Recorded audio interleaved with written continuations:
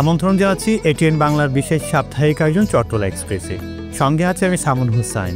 সুপ্রিয় দর্শক, আমাদের এই বিশেষ আয়োজনে আমন্ত্রিত অতিথি হয়ে উপস্থিত থাকেন চট্টগ্রামের সমাজ এবং রাষ্ট্রের সাথে সম্পৃক্ত বিশিষ্ট ব্যক্তি, যার মাধ্যমে আমরা জানতে চাই চট্টগ্রামের সমাজ এবং রাষ্ট্রের অতীত, বর্তমান, আগামীর কর্তৃপক্ষ সহ নানান দিক জানতে চাই। চট্টগ্রামকে নিয়ে কি আপনার তার ব্যক্তি জীবনে অপ্রকাশিত বিভিন্ন ঘটনা ও সফলতা ব্যর্থতার কথা। সুপ্রিয় দর্শক, আপনারা সকলে জানেন এই চট্টলা এক্সপ্রেসের মাধ্যমে আমরা আলোচনা করি চট্টগ্রামের উন্নয়ন, সমস্যা এবং সম্ভাবনা নিয়ে। তার পাশাপাশি আমরা ব্যবসা বাণিজ্য নিয়ে কথা বলবো, আমরা অর্থনীতি নিয়ে কথা বলবো এবং অর্থনীতির চাকাকে সচল রাখার জন্য যেসব প্রতিষ্ঠান বা যেসব মানুষরা দিন রাত অক্লান্ত পরিশ্রম করে যাচ্ছে, তারা এক কথায় ব্যবসায়ীরা, এই ব্যবসায়ীদের একজন প্রতিনিধি হিসেবে বা ব্যবসায়ীর একজন সফল একজন ব্যবসায়ীকে আজ আমরা আমন্ত্রণ জানাচ্ছি। আমি যদি একটু পরিচয় করে দিই, আমাদের মাঝে উপস্থিত আছেন বাসার গ্রুপ অফ ইন্ডাস্ট্রির সম্মানিত চেয়ারম্যান এবং বাংলাদেশ ওয়েলথ অ্যাঙ্কারেজের সম্মানিত সভাপতি জনাব আবুল বাশার আবু।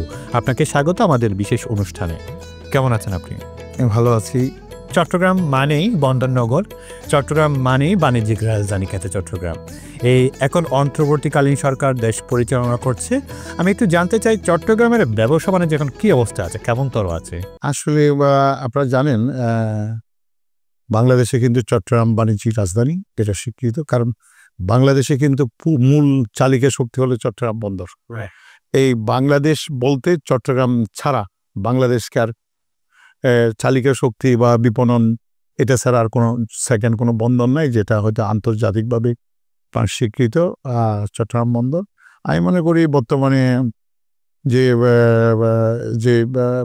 যে অবস্থায় যারা দায়িত্ব নিয়েছেন এবং যারা চালাচ্ছে, আমার মনে হয় বাংলাদেশে চট্টগ্রাম বন্দর অনেকটা সচ্ছল এবং জবাবদিহিতা এবং ন্যায় সুশাসনের মাধ্যমে চট্টগ্রাম বন্দর অনেকটা গতিটা সুন্দরভাবে ফিরেছে, যেখানে এখানে রাজনৈতিক প্রভাবটা না থাকার কারণে সুশাসনের মাধ্যমে চট্টগ্রাম বন্দর অনেকটা এগিয়ে যাচ্ছে। এবং চট্টগ্রাম বন্দর এগিয়ে যাওয়া মানে চট্টগ্রাম ব্যবসা বাণিজ্য এগিয়ে যাওয়া না, চট্টগ্রাম বন্দর আসলে তো বন্দর যদি কোনো কারণে যদি অয়েল সেক্টর, বন্দরের যদি পণ্য বিপণন যদি কোনো রকম যদি ব্যাঘাত সৃষ্টি হয়, বাংলাদেশ তো উইদিন 24 আওয়ার্সের মধ্যে অচল হয়ে পড়বে। সেক্ষেত্রে বন্দরে আমার মনে হয় বর্তমানে আগে যেভাবে পলিটিক্যাল অন্যায়ভাবে চাপ ছিল অনেকটা কমে সচ্ছলতার দিকে ফিরে আসছে।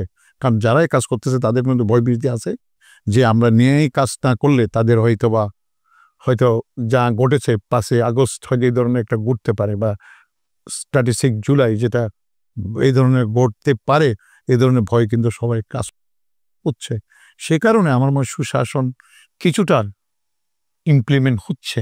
সে কারণে এটার জন্য বাংলাদেশে 18 কোটি মানুষ সেটা বেনিফিট। সন্নিকটে নির্বাচন, এবারের নির্বাচন জনগণের প্রতিফলনটা প্রকাশিত হবে। জনগণ ভোট দিলে পরে সে এমপি হবে। তো সেই জায়গায় যারা এখন অনেকেই মনোনয়ন প্রত্যাশী দেখা যাচ্ছে, অনেকেই এমপি হতে চায়, অনেকে স্বপ্ন নিয়ে বসে আছে মন্ত্রী হবে।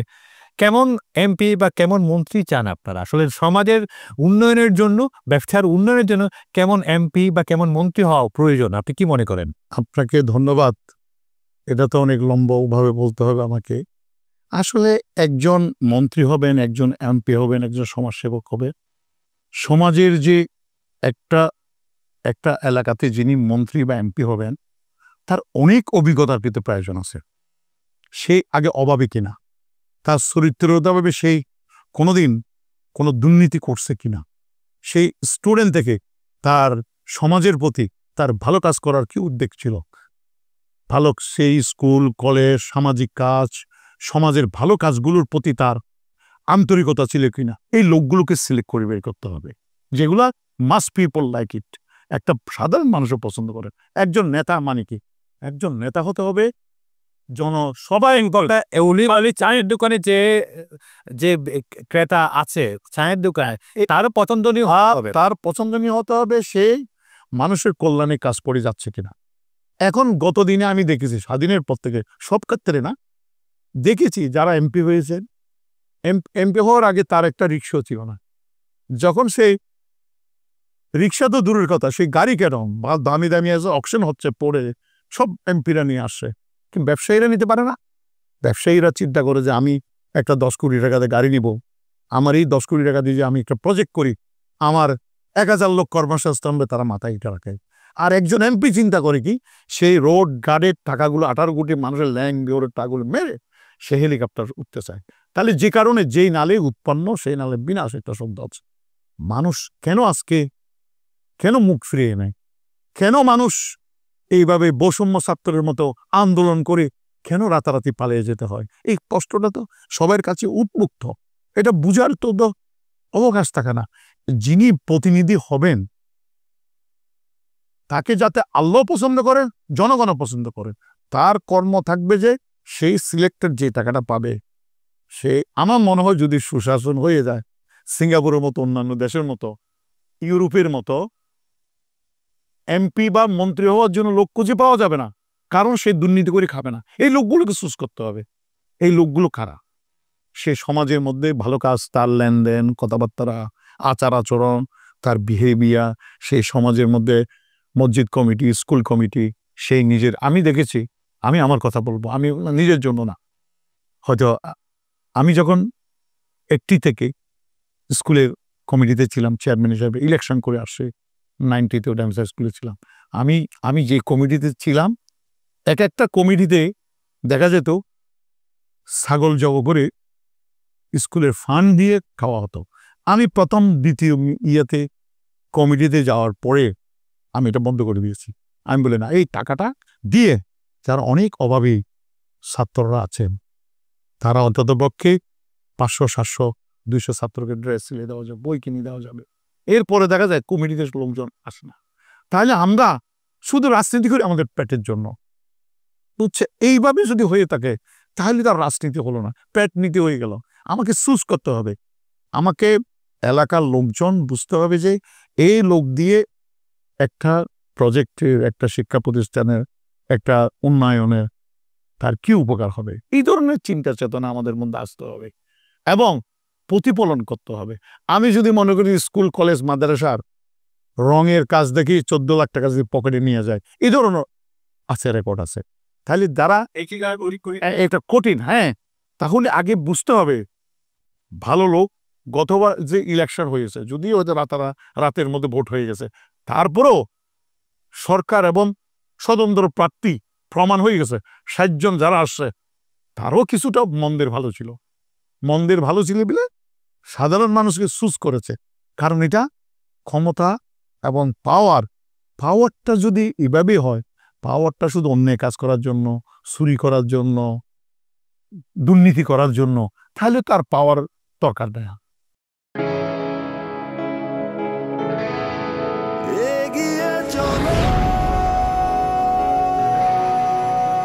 পাল্টে যাচ্ছে প্রতিদিন, জলে কিংবা স্থলে, প্রবল সম্ভাবনায়, ঊর্ধ্বপানে, নির্ভাবনায়।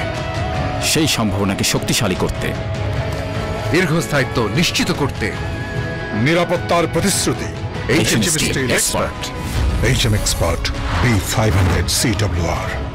স্বাধীনতার সুবর্ণ জয়ন্তীতে নতুন বাংলাদেশ গড়ার প্রত্যয়ে এলো HM Steel। অভিজ্ঞ কর্মী বাহিনী, প্রতি স্তরে যত্ন। HM Steel Expert B500 CWR। স্বাধীনতা এনেছি, স্বাধীনতা রাখবো, শক্ত হাতে গড়ব দেশ। দৃঢ়, মজবুত, শক্তিতে অটুট। HM Steel। বাবা, মা, দেয়ালটা চটা, মেঝেটাও ফাটা, দেখি এদিকে দাও তো। ছাদখানা যাতা, এবার বাড়িটা কর। আগে ভাবি যাই। জীবনে নাই সুর, ছাদ খসে স্বপ্ন দূর। বাড়ি বানাবো কোন সিমেন্ট দিয়ে? নিশ্চিন্তে ডায়মন্ড এক্সট্রিম। বিশ্বের 150টিরও বেশি দেশে যে সিমেন্ট ব্যবহার হচ্ছে সেই একই মানের সিমেন্ট ডায়মন্ড এক্সট্রিম। কষ্টের টাকায় বানানো বাড়ি সুরক্ষিত হবে তো? অবশ্যই। ব্রিজ, হাইরাইজ বিল্ডিং, ফ্লাইওভারের মতো বড় নির্মাণে ডায়মন্ড এক্সট্রিম বিশেষভাবে উপযোগী। ইউরোপিয়ান নর্ম অনুযায়ী প্রস্তুত ডায়মন্ড এক্সট্রিম সিমেন্ট এখন বিদেশেও রপ্তানি হচ্ছে। Diamond extreme, powerful global cement.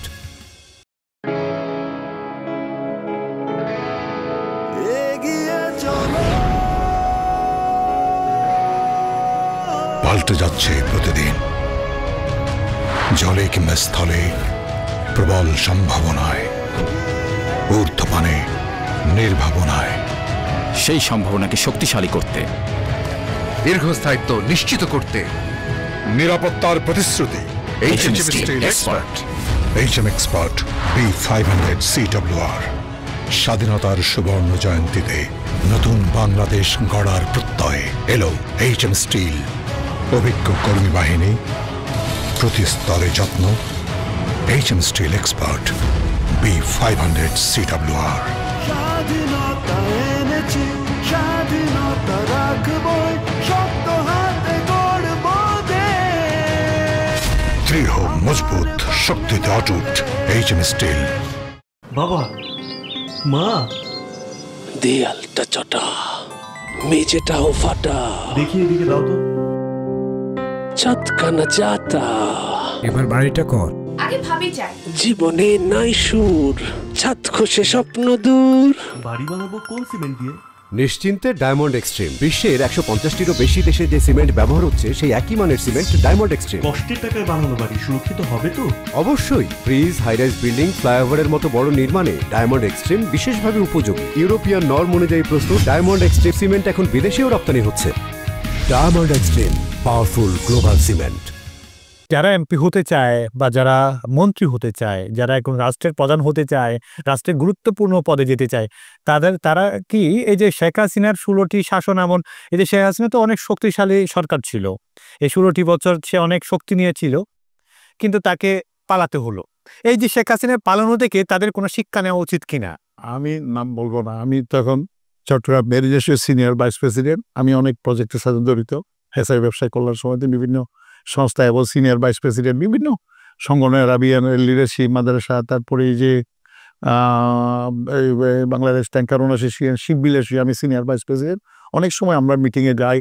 হ্যাঁ, অনেক, এখন তো আমি ভারপ্রাপ্ত চেয়ারম্যান হিসেবে আছি, সভাপতি হিসেবে বাংলাদেশ ট্যাঙ্কার ওনার, যেটা বাংলাদেশে অনেক, আমি দেখেছি অনেক মন্ত্রী আসতে, এমন মন্ত্রী আসতে চট্টগ্রাম বন্দরে 8 মিটারের উপর ড্রাফটের কারণে যখন জাহাজ ঢুকতো না, তখন আমরা বললাম ড্রাফটের সমস্যা, ড্রেজিং করতে হবে। উনি ড্রাফটের সমস্যা বলাতে বলে যে কত টন ড্রাফট লাগবে আপনি এলসি দেন। ড্রাফটটা যে গভীরতা সে একজন মন্ত্রী যদি না বুঝে, সেই জন্য যারা জনপ্রতিনিধি হবে তাদের অনেক জ্ঞান লাগবে, অনেক কিছু জ্ঞান থাকবে। তার একজন প্রজেক্ট কেমনে চালাবে, কর্মসংস্থান কীভাবে করবে, দেশের চালিকা শক্তি কেমনে করবে, একটা রাস্তাঘাট হবে যে তার লেবারের বেতন কত, সব কিছু মিলিয়ে অনেক কিছু জ্ঞানের অধিকারী হতে হবে। আমি বলি এই ধরনের যদি স্বচ্ছতা লোকগুলোকে যদি এই ভালো চেয়ারে বসা না হয়, চেয়ারও কিন্তু বদদোয়া করে আমার এই চেয়ারটা কলঙ্কিত হচ্ছে, পাপিষ্ট হচ্ছে। সেই জন্য ভালো লোকের দরকার, যাদেরকে দিয়ে যারা নেতা কারা হবে, যাদেরকে দিয়ে কারো আঘাত হবে না, কারো কোনো ক্ষতি হবে না, উপকার করতে না পারলেও কারো ক্ষতি হতে হবে না। আমি যদি ওয়ান সাইডেড যদি করি, শুধু আমার দলীয় স্বার্থকে যদি আমি উদ্বেগ করি, আওয়ামী লীগ, যুবলীগ, ছাত্রলীগ যে পথে হেঁটেছে সেই পথে যদি এখন সামনের এমপি মন্ত্রীরা হাঁটে বা সামনের রাজনীতি যারা ভালো একটা অবস্থানে আছে তারা যদি একই পথে হাঁটে, তাদের পরিণতিও কি এরকম হইতে পারে না? আমি বলি এবার কিন্তু ছোট ছোট বাচ্চারা শিখিয়ে দিয়েছে। 5ই আগস্টে বাচ্চারা কিন্তু শিখিয়ে দিয়েছে, থাকবো না কেউ বদ্ধ করে দেখবো এবার জগৎটাকে। বাচ্চারা কিন্তু শিখিয়ে দিয়েছে। এখন কিন্তু আর আগের মতো চট্টগ্রাম, রাজশাহী, তারপরে সিলেট আন্দোলন এখানে হবে না, জায়গা মতো হবে, যেখানে বঙ্গভবনের মতো জায়গায় গিয়ে প্রতিবাদ করবে, যেখান থেকে ইজি সরকারকে উৎখাত করা যায় ন্যায় প্রতিষ্ঠার জন্য। ছাত্ররা শিখে এটা ফলোড, এটা হইতে কি ইতিহাস থেকে মানুষ কিন্তু সুযোগ নেয় বের হওয়া। আমার কথা সুশাসনের দরকার আছে। আমরা সুশাসন মাধ্যমে দেশটা পরিচালিত হোক, জনগণ জাতির ডিপ্রাইভ না হোক। আজকে সুশাসনের মাধ্যমে ইউরোপ অ্যাডভান্স হয়েছে, আমরাও চাই 18 কোটি মানুষ, আমাদের যে সম্পদ, আমাদের 18 কোটি 36,000 হাত রয়েছে, এইটাকে যদি আমরা সত্যি ন্যায় প্রতিষ্ঠাতা করে যদি আমার দেশটাকে এগিয়ে নিতে চাই, বাংলাদেশের যে ভবিষ্যৎ রয়েছে এটাকে ডক্টর ইউনূসের মতো একজন যোগ্য ব্যক্তির হাতে যদি, যার কোনো লোভ লালসা নাই, এই ধরনের ব্যক্তি যদি নেতৃত্ব দিতে পারে আর নেতা হন, তাহলে দেশ এগিয়ে যাওয়া বিন্দুমাত্র কেউ থাকবে না। কারণ অনেকজনে ভয় পায় রমজানে। আমি কালকেও বলছি, আমি কয়েকদিন আগে বাংলাদেশ নারী ও শিশু কল্যাণ ইয়াতে আমি ইফতার নিজের পকেটের টাকা দিয়ে আরও কিছু সহযোগিতা পেয়েছি। এই ধরনের আমি ইফতারগুলো দেখে দেখে যারা কোনোদিন ভালো ক্লাবের জোতা নিয়ে যায় না, এই ধরনের লোককে আমি খুব কাছে দেখেছি। আমি আমার প্রতিষ্ঠানে রয়েছি, স্কুল কলেজ মাদ্রাসায় দেখেছি। আমি যখন এই রিয়েলি দেখে শিক্ষা বোর্ডের চেয়ারম্যান নিয়ে গেছিলাম, তখন একটা বাচ্চা ড্রেস নিয়ে আসে, প্রধান শিক্ষক তাকে পিটাচ্ছিল। আমি বললাম যে পিটাচ্ছেন কেন? বলো ড্রেস পরে আসেন। আমি ছেলেটাকে হাত দিলাম, বাবা তুমি ড্রেস পরে আসো না? ক্লাস 7-এর ছাত্র। বলে যে বাবা আমার নৌকা ছিল, ওটা ছিদ্র হয়ে পানিতে পড়ে আছে, আমরা 2 দিন ধরে না খেয়ে আসি। এই ছেলের উপর তার প্রহার করতেছে। আমি তখন বুঝলাম 87-এ আমি তখন আমার একটা ফান্ড থেকে আমি বলে ড্রেস খাতা দিতে শুরু করলাম, সবাইকে না, যারা গরিব। পরে দেখা যায় লোক পাওয়াই যায় না। আমি আর আমার কথা বলি, কোন আল্লাহ মাফ করো, আমি রমজানের আগে অনেক এতিমখানা মাদ্রাসা আমি ড্রেস আগে সিলে দিয়েছি। আমি কোনোদিন নতুন কাপড় নিয়ে ঈদ করি না। আমি চিন্তা করি যে 18 কোটি মানুষ আমার মতো ভাই, আমার মতো আমার ছেলে, আমার নাতির সমান আমার ভাইয়েরা ভালো কাপড় নিয়ে পরতে পারে না, তাহলে আমি কেন পরবো? আমি আগে ওদেরকে সিলাই দিই, তারপর আমার পরিবার থেকে যদি বলে নাতিদের জন্য ছেলেদের জন্য কাপড় সিলাবে, তখন আমি বলি যে হ্যাঁ আমি স্টিল টুডে ডট, এটা আমি খুশি করার জন্য না, কাউকে খুশি করার জন্য না। আমার কথা হচ্ছে আমার দেশে লক্ষণীয়, আই ফলো দ্যাট, একটা লোক যার চরিত্র ভালো, যার মধ্যে ন্যায় বিচারক আছে, যে মানুষকে ভালোবাসে, সে সাধারণ মানুষকে আমরা এই ইফতার নিয়ে যে ভাষার মধ্যে নষ্ট করে ফেলে দিই, এইগুলো যদি সাধারণ মানুষের যদি আমরা খাওয়াইতে পারি, আমরা নিজের আত্মাতৃপ্তি কিন্তু খাওয়া না, আত্মাতৃপ্তি হলো ভালো কাজ। ভালো কাজের যদি আমরা প্রতিষ্ঠিত করতে পারি, ভালো কাজ যদি করতে পারি, মানসিক শান্তি আসতে প্রেশার ওষুধ খেতে হবে না। তাহলে আমাদেরকে বুঝতে হবে ভালো কাজের মাধ্যমে আমরা ভালো জাতি সৃষ্টি করার জন্য, ভালো লোক সৃষ্টি করার জন্য, ভালো জ্ঞান, ভালো কাজগুলোকে আমাদের ফলো আপ করতে, এই ভালো লোকগুলোকে চুজ করতে হবে, খারাপ গুলো বের করতে হবে। জনগণ তখন এদের অন্ততপক্ষে তাদের কিছু না পেলেও আত্মতৃপ্তি পাবে, হ্যাঁ তার সাধ্য সমর্থর মধ্যে চেষ্টা করেছে। কিন্তু আমরা এই ধরনের জনপ্রতিনিধি চাই, যারা অন্ততপক্ষে ক্ষমতা যাতে খারাপ কাজের জন্য বিগত দিন হয়ে আছে, এখান থেকে আমরা মুক্তি চাই। তাহলে আজকে যারা ব্যবসায়ীরা, বড় বড় ব্যবসায়ীরা, একদিনে রাতারাতি ব্যবসা হতে পারে না, সাধনা আছে। একজন হুজুর তার তপস্য করে সেই বড় একজন মৌলানা না, সে একজন ফির হতে পারে, তার দক্ষতা লাগবে। একজন ব্যবসায়ীও রাতারাতি হতে পারে না, তার নার্সিং করতে হয়, তার ক্ষমতার বুদ্ধি, ক্ষমতা, বিপণন, তারপর সবকিছু বুদ্ধি রাখতে হয়। যেমন আমি বলি রাজনীতি করে রাতারাতি পালিয়ে যায় কেন? পালিয়ে যাওয়ার 2টা কারণ। আমি অন্যায় করতে করতে সাগরে বাসে আমাকে পালিয়ে যেত। আজকে ব্যাংক সেক্টরের কথা বলি, আমি এর আগেও একটা সাক্ষাৎকারে বলেছিলাম, দেখেন যদি বাংলাদেশের মধ্যে যদি ব্যাংক সেক্টর যদি একজনকে 8টা ব্যাংক না দেওয়া হতো, যদি তার একই পরিবারের যদি দিন আজকে এভাবে হতো, অনেক ব্যাংকের যারা স্টাফার আছেন, এফডিআর করেছেন, তারা হয়তো রাতের না ঘুমাইতে পারতেছে না। আমি আমার জানা মতে অনেকজনকে যারা চাকরি দিয়েছি, তারা এখন বাসায় থাকে না, কারণ এফডিআর করেছে, এফডিআর টাকা দিতে পারতেছে না। সরকার যেভাবে এটাকে সামলানোর চেষ্টা করতেছে, আসলে এটা হওয়া উচিত ছিল না। এটা আমরা কোনো কাম্য করিনি। কেউ খাবে না, এটা হতে পারে না। কিন্তু সুশাসন দরকার, সেই জন্য বেশি দরকার চেয়ারের মধ্যে ভালো লোক, চেয়ারের ভালো লোক খোঁজা, আবার চেয়ারও কিন্তু ভালো লোক বসাই দিতে হবে, তাহলেই সম্ভব।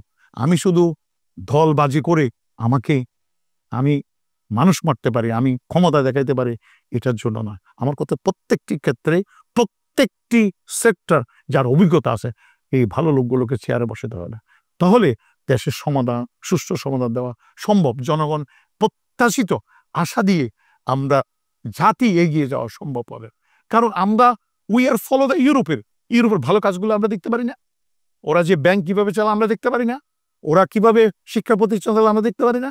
আমি বলি বাংলাদেশে কি শিক্ষা প্রতিষ্ঠান চলো, ওরা আজকে বাংলাদেশে 18 কোটি মানুষ, আমরা কেন আজকে, আমরা যদি চায়না, জার্মান, ভিয়েতনাম কারিগরি শিক্ষা, এই যে আমাদের আমরা যদি কারিগরি শিক্ষায় যদি আমরা শিক্ষিত হতে পারি, আমাদের টেকনিক্যাল ভোকেশন যদি চালু করতে পারি, তাহলেই সম্ভব।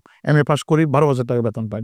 অথচ আমাদের শিপইয়ার্ডে, মক্কা শিপইয়ার্ডে 2জন ওয়েল্ডার ছিল, সে এখন সিঙ্গাপুরে তার বেতন হলো একজনের $6,000 করে আসছে, যেটা ইউরোপে গেলে তার এইভাবে বেতন হয়। কেন হয়? তাহলে আমরা যোগ্য লোকগুলোকে যোগ্য জায়গায় তৈরি করার দরকার।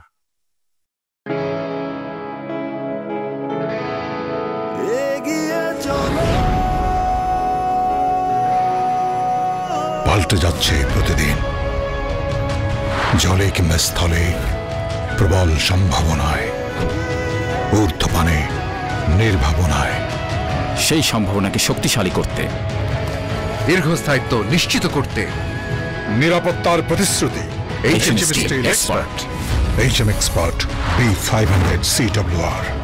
স্বাধীনতার সুবর্ণ জয়ন্তীতে নতুন বাংলাদেশ গড়ার প্রত্যয়ে এলো HM স্টিল। অভিজ্ঞ কর্মী বাহিনী, প্রতি স্তরে যত্ন।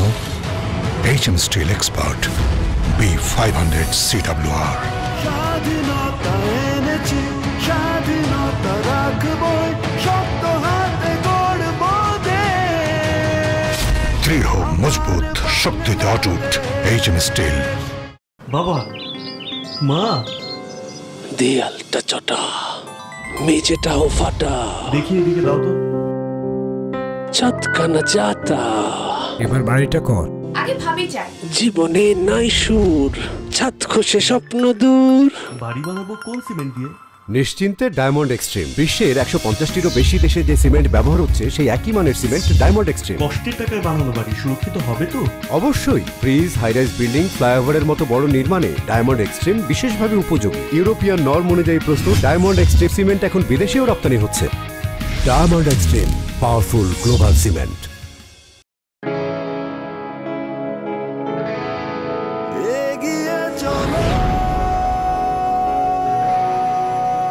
পাল্টে যাচ্ছে প্রতিদিন, জলে কিংবা স্থলে প্রবল সম্ভাবনায়, ঊর্ধ্বপানে নির্ভাবনায়।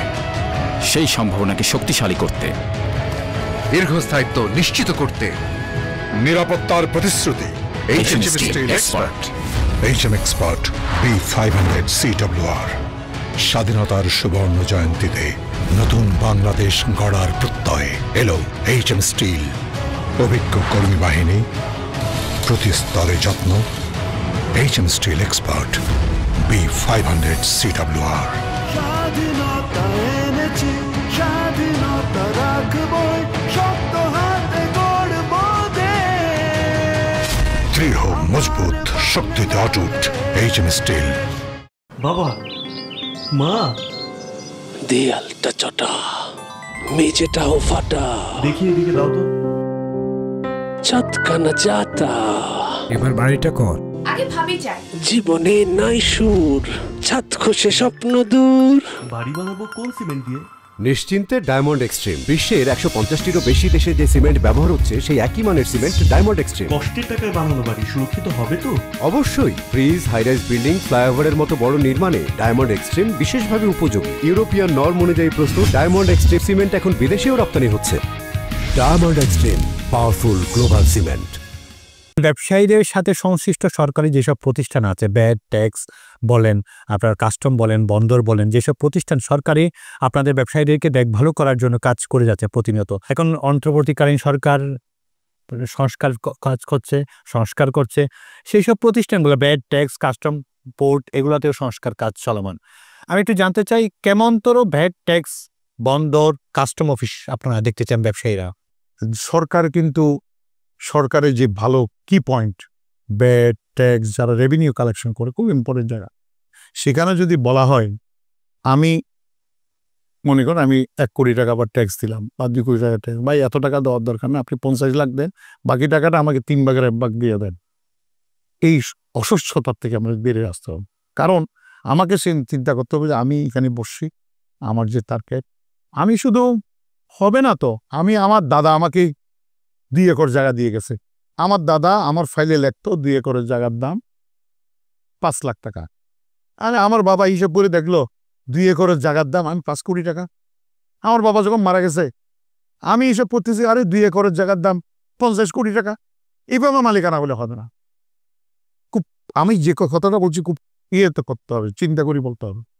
তা আমার ছেলে যদি বলে এই 2 একরের জায়গার দাম 5,000 কোটি টাকা, আর তো আসলে যেই টাকায় আমরা যে রেভিনিউ নিচ্ছি, এই টাকার হয়তো ডলার ডিভ্যালুয়েশন হচ্ছে, টাকার হচ্ছে গত বছর হয়তো আমাদের ট্যাক্সে হয়তো 250 কোটি টাকা হয়তো কালেকশন হয়েছে, বা 1,60,000 কোটি টাকা কালেকশন হয়েছে। এই বছর আমি 1,75,000 কোটি, আমি বাহাবা দেওয়ার কিছু না। আমার কথা হচ্ছে টাকার গুণগত মান, ডলারের স্থায়িত্ব ধরতে হবে। এখন পদ্মা সেতুর কথা বাতিয়ে দিলাম, যমুনা সেতু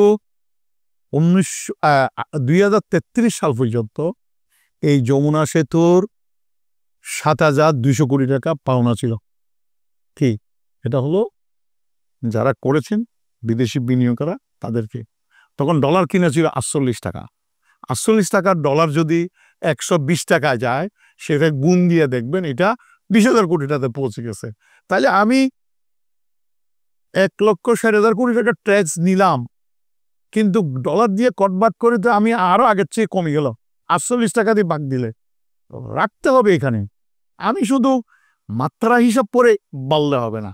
আমার কথা হলো যারা বাংলাদেশে ট্যাক্স দিবে তাদের নার্সিং করতে হবে, আচরণ ভালো করতে হবে। তারা অনেক সময় ট্যাক্স লোকজন গিয়ে আগে পুলিশ দিয়ে ঘেরাও করে কাগজপত্রগুলো নিয়ে যায়।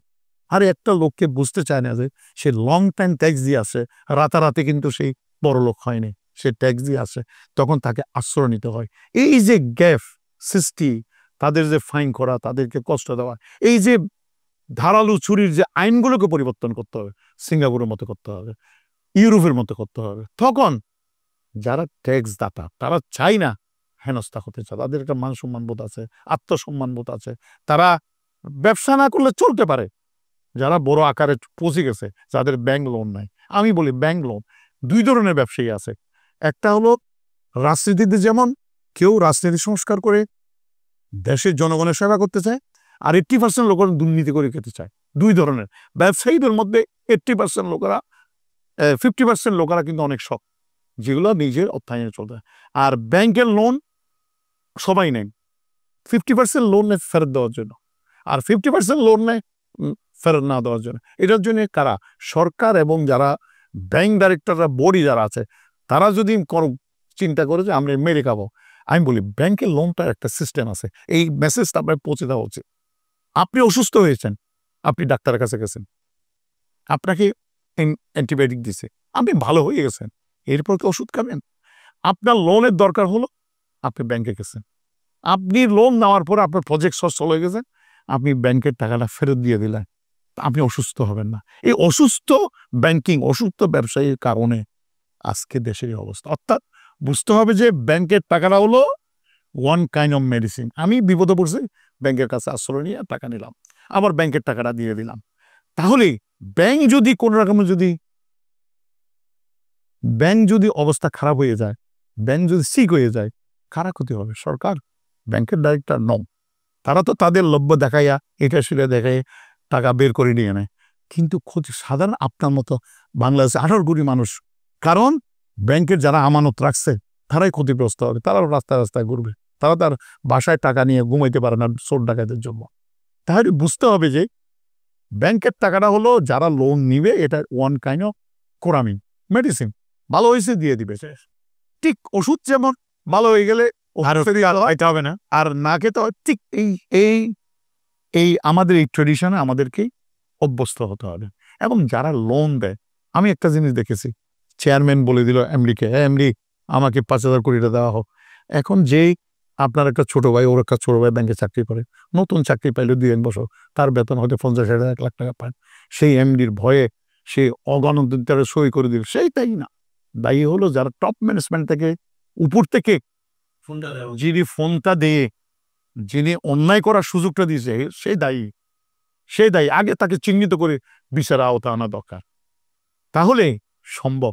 আমি যে বললাম, আমরা মনে করতেছি ট্যাক্স টাকা বাড়লেই যে আমাদের যে ব্যারিয়ার বাড়ছে, এটাকে ভুল ধারণা। এই যে আমরা মনে করি গত বছর আমি 1,68,000 কোটি টাকা আমি ট্যাক্স আদায় করেছি। আরে বাবা, তখন ছিল 80 টাকার ডলার, এখন হয়ে গেছে 120 টাকা। আমাকে তাইলে গত বছর যদি 1,60,000 কোটি টাকা হয়, আবার সেই জায়গায় এটা হতে হবে মিনিমাম আরো 80,000 যোগ করে 40,000 কোটি টাকা আমার ট্যাক্স আসতে হবে। এই জিনিসটা যারা বসে থাক, আসলে যিনি বড় চেয়ারে বসে আছে, হু ইজ দ্যাট পার্সন, তার এক্সপেরিয়েন্সটা কি সেটা বুঝতে হবে, তার দ্বারা ক্যাপাবল কি। ডক্টর ইউনূস যদি এইসব অভিজ্ঞ লোককে অ্যাডভাইজার ছাড়ো, সরকার যদি আসো, এই ভালো লোকগুলোকে যদি বসানো হয়, আমি দেখেছি, আমি সরকারের নাম বলবো না, কত সরকার আমলে 20 জন লোককে ওনারা অ্যাডভাইজার নিয়েছিল। তো ওনারা 100টা পয়েন্ট দিয়েছিল, এইটা এইভাবে করতে হবে, এটা ব্যাংকে এটা রাখা যাবে না, এটা রাখা না।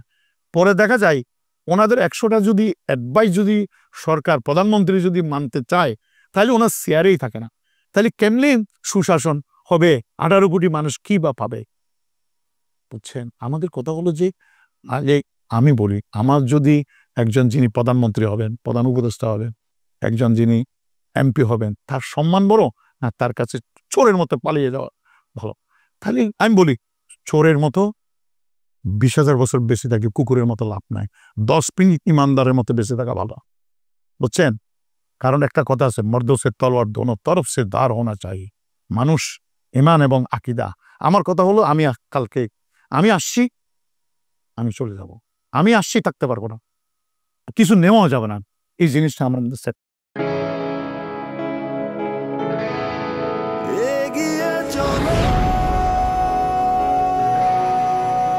পাল্টে যাচ্ছে প্রতিদিন, জলে কিংবা স্থলে, প্রবল সম্ভাবনায়, ঊর্ধ্বপানে, নির্ভাবনায়।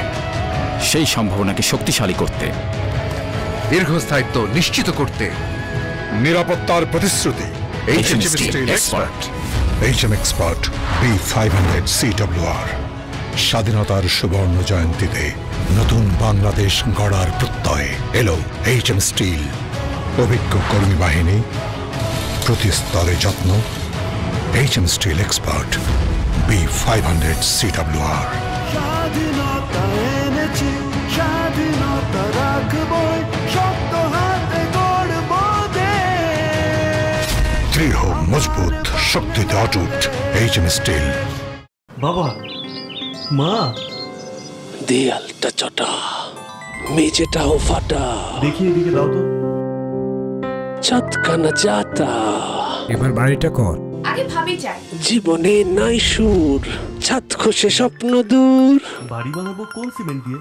নিশ্চিন্তে ডায়মন্ড এক্সট্রিম। বিশ্বের 150টিরও বেশি দেশে যে সিমেন্ট ব্যবহার হচ্ছে, সেই একই মানের সিমেন্ট ডায়মন্ড এক্সট্রিম। কষ্টের টাকায় বানানো বাড়ি সুরক্ষিত হবে তো? অবশ্যই। ব্রিজ, হাইরাইজ বিল্ডিং, ফ্লাইওভারের মতো বড় নির্মাণে ডায়মন্ড এক্সট্রিম বিশেষভাবে উপযোগী। ইউরোপিয়ান নর্ম অনুযায়ী প্রস্তুত ডায়মন্ড এক্সট্রিম সিমেন্ট এখন বিদেশেও রপ্তানি হচ্ছে। Diamond extreme, powerful global cement.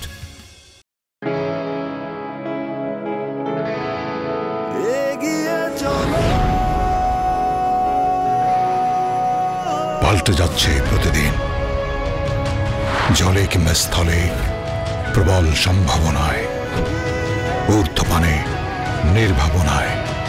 সেই সম্ভাবনাকে শক্তিশালী করতে, দীর্ঘস্থায়িত্ব নিশ্চিত করতে, নিরাপত্তার প্রতিশ্রুতি। HM Steel Expert। HM Expert B500 CWR। স্বাধীনতার সুবর্ণ জয়ন্তীতে নতুন বাংলাদেশ গড়ার প্রত্যয়ে এলো HM স্টিল। অভিজ্ঞ কর্মী বাহিনী, প্রতি স্তরে যত্ন।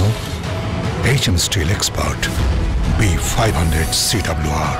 স্বাধীনতা এনেছি, স্বাধীনতা রাখবই, শক্ত হাতে গড়ব দেশ।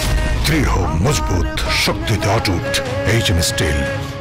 বাবা, মা, দেয়ালটা চটা, মেঝেটাও ফাটা, দেখি এদিকে দাও তো। ছাদখানা যাতা, এবার বাড়িটা কর। আগে ভাবি যাই। জীবনে নাই সুর, ছাদ খসে স্বপ্ন দূর। বাড়ি বানাবো কোন সিমেন্ট দিয়ে?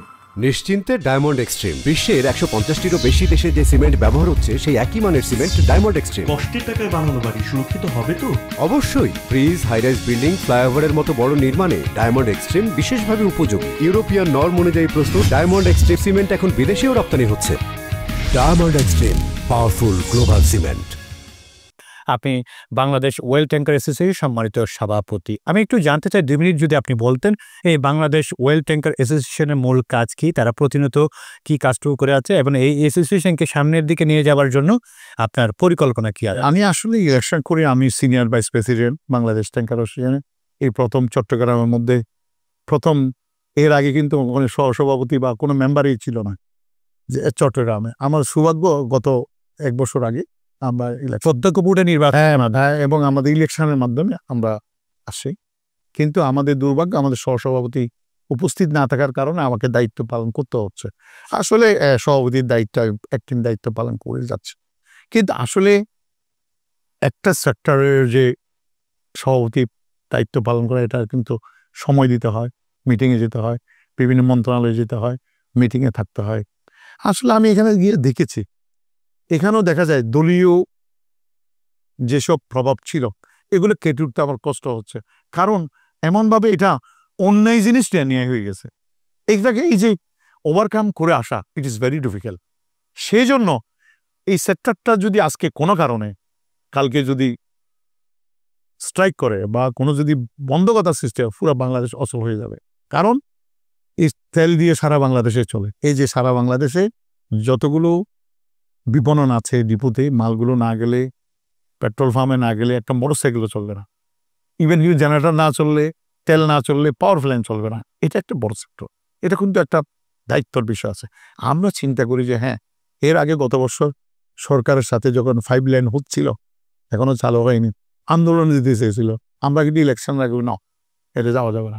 তখন আমি সিনিয়র সহসভাপতি ছিলাম, সভাপতি এটা যাওয়া যাবে না। কারণ যাওয়া যাবে না, এমন কাজ করা যাবে না যেটা 18 কোটি মানুষ যাতে ক্ষতিগ্রস্ত হয়।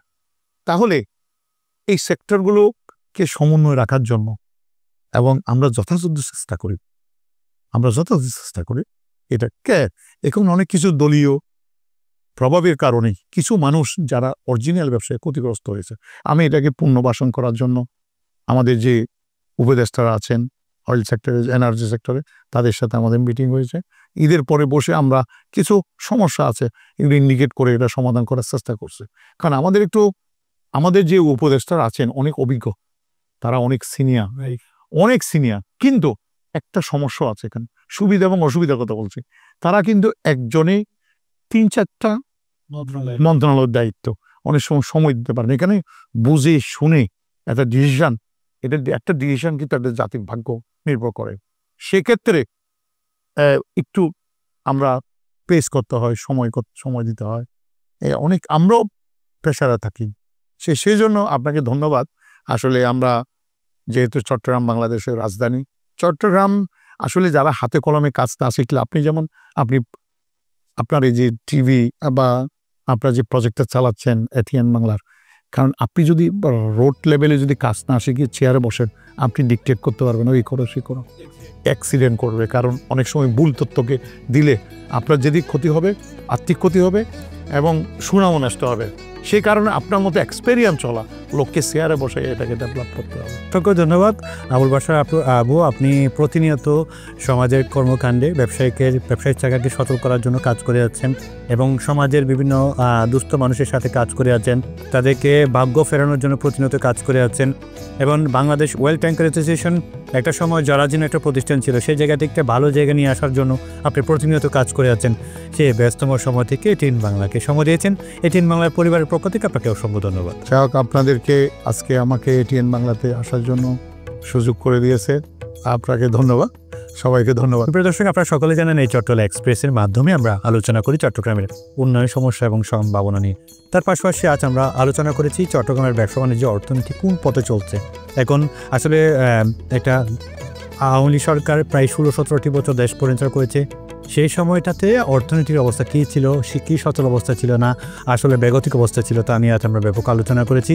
অন্তর্বর্তীকালীন সরকার দেশ পরিচালনা করছে এবং এই অর্থনীতিকে, ব্যবসা বাণিজ্যকে সচল রাখার জন্য, চাঙ্গা রাখার জন্য প্রতিনিয়ত কাজ করে যাচ্ছে। তা নিয়ে ব্যাপক আমরা আলোচনা করেছি এবং বাংলাদেশ ওয়েল ট্যাঙ্কার অ্যাসোসিয়েশন খুব একটা গুরুত্বপূর্ণ অ্যাসোসিয়েশন এবং এই সম্পদকে আরও উন্নতর পর্যায়ে নিয়ে যাওয়ার জন্য এই প্রতিষ্ঠান এই অ্যাসোসিয়েশন কী কাজটুকু করেছে তা নিয়েও আজ আমরা ব্যাপক আলোচনা করেছি। আগামী পর্বে একবার আমন্ত্রণ জানিয়ে শেষ করছি আপনাদের সকলের প্রিয় অনুষ্ঠান চট্টলা এক্সপ্রেস। সে পর্যন্ত ভালো থাকুন, সুস্থ থাকুন, আল্লাহ হাফেজ।